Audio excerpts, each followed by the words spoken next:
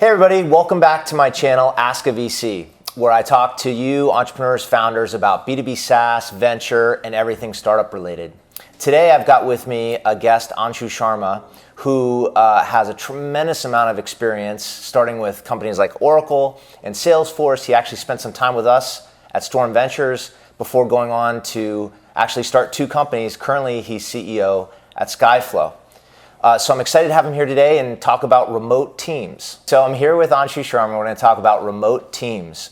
It's a huge trend right now, especially among tech businesses, but it's something that a lot of people don't really fully understand how to manage and build around remote teams. So first, I think it's good to start with what some definitions are about what are we talking about remote teams. There's fully distributed, right? And then there's kind of remote workers. And maybe that's a good place to sort of start. I mean, Anshu, how do you think about it in terms of this evolution, in terms of, fully distributed remote teams, remote workers? How did we get to where we are today? Because it's a new trend. I mean, have you ever worked, at a place that... So I've never worked at a place that's truly remote. To me, truly remote means there's almost no offices, or maybe there's one office, which is your headquarters, and everybody's... Each node is basically one human being, is how I think about it. Versus distributed teams, I think about them, each node is a team. So it could be an office, it could be 5 people, 10 people, 20 people, but you're trying to get to some critical mass in each location. So for example, Oracle was mostly one big giant office in Redwood Shores. Salesforce, we started out with just one big team in one Market Street in San Francisco, but realized soon enough we can't hire enough people, so we through acquisitions and deliberate decision making, decided to go distributed, which means there is now dozens of offices literally, but each location Salesforce enters, it tries to build enough of a presence that you have critical mass. I think that fully remote, where one person is the node, is a truly new, novel concept. Frankly, I don't think that people really understood how to even do that till about 3, 4, 5 years ago. And now we're seeing companies like GitLab and others kind of just nailing it. Yeah, automatic, 37 signals. They were early on, I think, in the trend, right? And now you have companies like GitLab, which I think probably is one of the bigger ones. Now, what do they have? Probably 1,000 employees? Yeah, from what I hear, they're fairly large and they seem to be doing exceptionally well. Buffer, so there's a number of them that are fully distributed, no offices, and then, of course, with nodes. Even within our own portfolio, we have we have Algolia, Paris, and San Francisco. We have Digital Shadows, London, Dallas and San Francisco. So there's lots of examples like that. What's fascinating is actually I was at Slack's headquarters last week or so, and they have most of their team building products and engineering in a few locations, San Francisco being the biggest. Right. And I was like, it's kind of ironic. Right. So I think there are tools and products which you can do remote more easily, and then there are things like design and stuff where you truly need a whiteboard still. We don't really have all the tools necessary or have enough norms and cultures baked in where for certain aspects of the work you can do them truly one person at a time. Well, it's a great point, because one thing that's really different today is the tools, right? The tools that enable remote work are different. You're right, it is ironic that Slack really is one of the enablers of this happening. Yes. Yet has, definitely concentrated employee bases. But it's with these tools all of a sudden, whether it's with Slack, with G Suite, with inexpensive, high-quality video conferencing, that's really now sort of enabled this to sort of happen. Yeah. The other thing is, I think there's the tooling, and then there is sort of what I call the norms and the culture, which I think is the harder part. So you have teenage kids. If you watch them work, they are hanging out in Google Hangouts and doing their homework, which means over the next 4 or 5 years, they not only know how to work remote, but they actually understand what it means when someone says ... versus dot. When someone says okay, full stop versus just K. And these subtleties that I call face reading that people of our generation developed over decades, right? So we know how to read somebody, how to read the room, I call it. I think reading the room in a chat room is a skill that's mostly lost to people beyond a certain age right now. Some of us, try to be savvier than others, not trying to be ageist or something. But the new generation that's coming online, they're literally dating in chat rooms, they're flirting in chat rooms, so they understand the difference between, hey, this meeting is going to happen or not going to happen. And to translate that into workplace is so much easier for them than it is for me. Right. No, I think you're right. I mean, they've just developed this whole skill set online.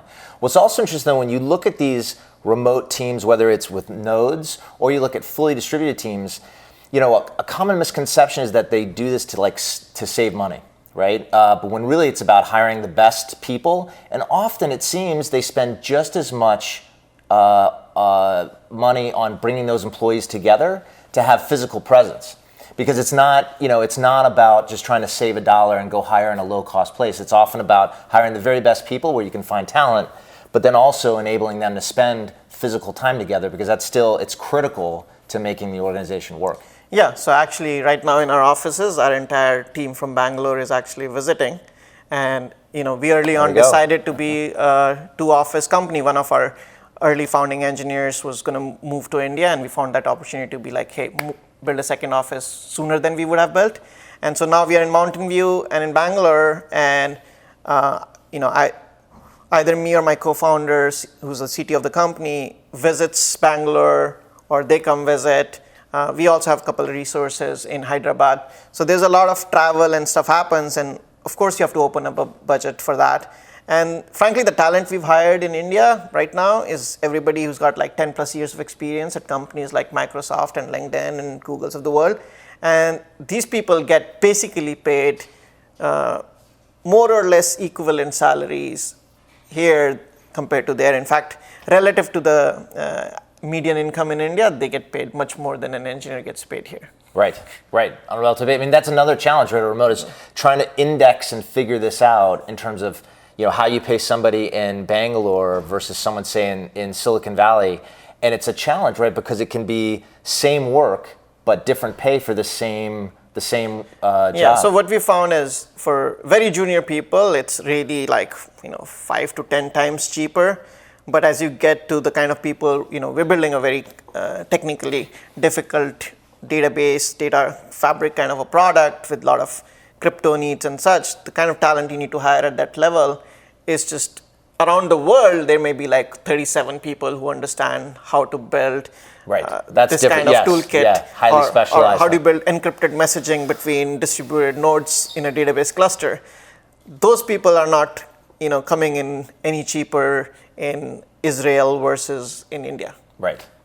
So it's a big challenge on the comp, or can be, figuring out what there's a lot of other challenges when people are working remotely, right? What are some of the hacks and things you guys do here, or in your experience that you've seen that have worked well to enable those remote teams and to feel like they're part of the company? I think one of the key things we thought about from day one is we want to feel like one team. We are about, we just crossed 10 people, 10 engineers in our team.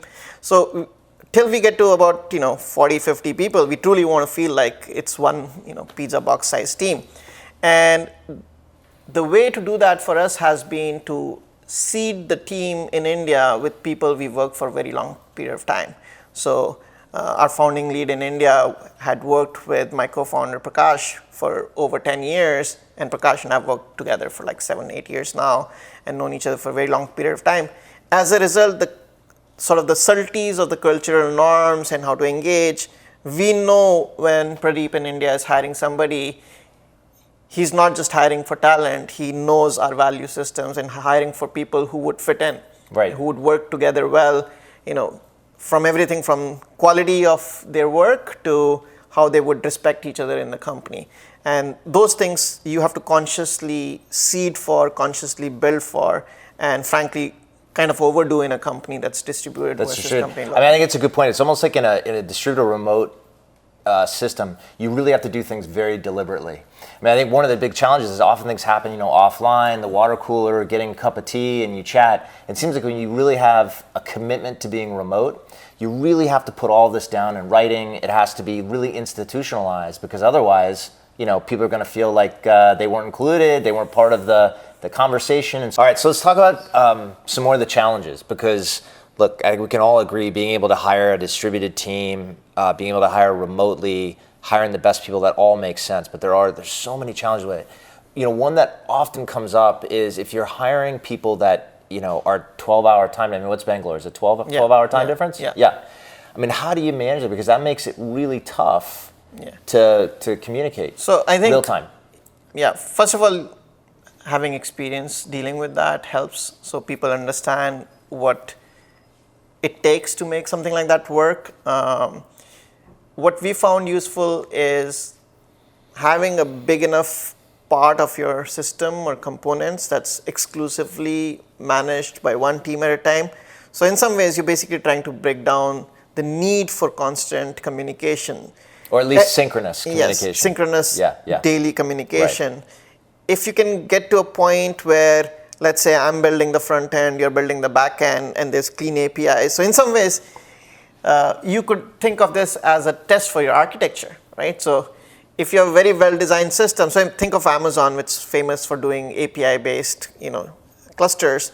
The team that's at Amazon that's building EC2 and the team that's building storage, if the API is just S3 APIs, it's clean system, so that means they can go off and build what they need to build, and these guys can go off and build what they need to build. Right. What you can't have is, 1/3 of your EC2 team here, and the product manager is there, the designer is somewhere else. Even with all the remote tools we have, that becomes a little bit hard. So further, that would even be hard in multiple office buildings. I mean, at some point, right, that's just not the way you'd want to set up any team. Exactly. So in some ways, a single office hides the inefficiencies in a company, and what a distributed team forces you to do, if you do it the right way, is to think about the architecture of your company, the architecture of your product strategy, and the architecture of how you're building your organization. You need to start thinking in cleaner terms with clean APIs and distinct ownerships. Right. No, it's a great point. Well, maybe the biggest thing that I get concerned about with certainly fully distributed teams is what happens if the company's going to get acquired at some point. Because when you think about a culture at Oracle or at Salesforce, it's not a culture of enabling a fully distributed team, or even for that matter, significantly remote employees, right? Just the way those companies have grown up over time, that's not what they're set up for. So it creates, I think, a lot of challenges for these companies in terms of what the end game ultimately may be.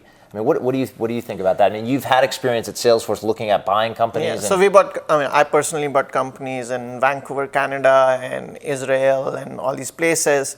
And I think when a company is buying a team around which they're going to build a business, you want enough critical mass, because if it's ones and twos everywhere, I can go as a company like Salesforce or Google or Amazon, go hire those people. What I'm looking for is critical mass so that I can sort of start scaling it immediately. I can build the entire product organization. We were open to acquiring anywhere. Initially, we had actually a lot of bias towards just being in Bay Area, but after a certain scale, we got to about $1 billion or $2 billion in ARR. We really thought we had to get out of San Francisco. So, but we still tried to buy entire teams that were in 1 or 2 locations. So Exact Target was in Indiana, and there's companies in Canada we bought, as I said, Vancouver and such. And they gave us critical masses, and in the end, Salesforce ended up being a very distributed company with almost like centers of excellence. So your marketing cloud team is here, your sales cloud team is here, your customer service cloud team is here, and the organization grew sort of organically based on that. Right. I think we haven't yet seen a company that's acquired for like hundreds of millions of dollars or even billions of dollars that's truly remote for team. I think where when you said truly remote, fully distributed. Fully. Yeah, because I was thinking, Trello. Single note. Trello is pretty remote. It's at least half, I think. Yeah. And it was hundreds. It was 400. I don't know. 5, It was a pretty big deal. But you're right. A fully distributed acquisition. Yeah. A single node. Yeah. A single person being the node kind of company. Yeah. We haven't seen that. I think those will happen, but the bar is a little bit higher. So when I'm buying a fully distributed team, two things. One is either the acquiring organization needs to be fully remote. So you could imagine one day if GitLab was acquiring another company, they wouldn't really care. In fact, they would prefer. They prefer. Right? In fact, yeah, it would work the opposite. On the other hand, it's hard for a company like Salesforce or Microsoft to yet fully wrap their head around, what it means to have a fully remote team. Most of it is cultural. But I think at some point, the business, if you're acquiring a business rather than a team, then it becomes an easier decision. Someone's doing $100 million in ARR. I can just leave them and let them grow as a fully remote company. So I think we'll see some acquisitions, maybe some mega acquisitions. We look forward to that. But I think we may even come to a point where companies like Oracle and Salesforce of the world may want to proactively buy some of these companies that figured out truly remote. So that's a thought we haven't considered yet. Right. What if I was running Cisco and one day I woke up and I said, look, we need to move forward 3 steps ahead. We own WebEx and shit. How do we get to a world where our company is truly remote? So let's buy 1 or 2 companies that have figured it out and then let their culture spread. Yeah, and enable that. So maybe we'll see that. Well, it's certainly a huge trend, right? I mean, it's undeniable. The costs in Silicon Valley and most cities, getting access to talent. There is no monopoly on talent in Silicon Valley. It exists all over the world and in virtually every location and many, many great universities. So I think we're going to just see this as a continuum. Yeah, I think I'd be curious to see when we start seeing people not hiring engineers that are truly remote, but also executives. Yeah. When your VP of product lives in Austin and your VP of marketing lives in San Jose and your VP of sales lives in Boston, I haven't seen too many companies yet do that. The management team still tends to be fairly centralized in most companies. I think that's another way to see if this trend is fully taking hold and crossing over a threshold from like remote engineers to remote executive teams. Right. Finance, every single department. Yeah. Maybe a VC firm that's truly remote. Right. Yeah. It ought to happen. Why not? Yeah. Well, great. Well, listen, Anshu, thank you for talking about remote teams. Thank you all for watching. I hope you enjoyed it. I hope you got something out of it. If you did, please hit the like button, subscribe, share it with your friends, and look forward to speaking with you again next time. Thanks, Anshu. Thank you.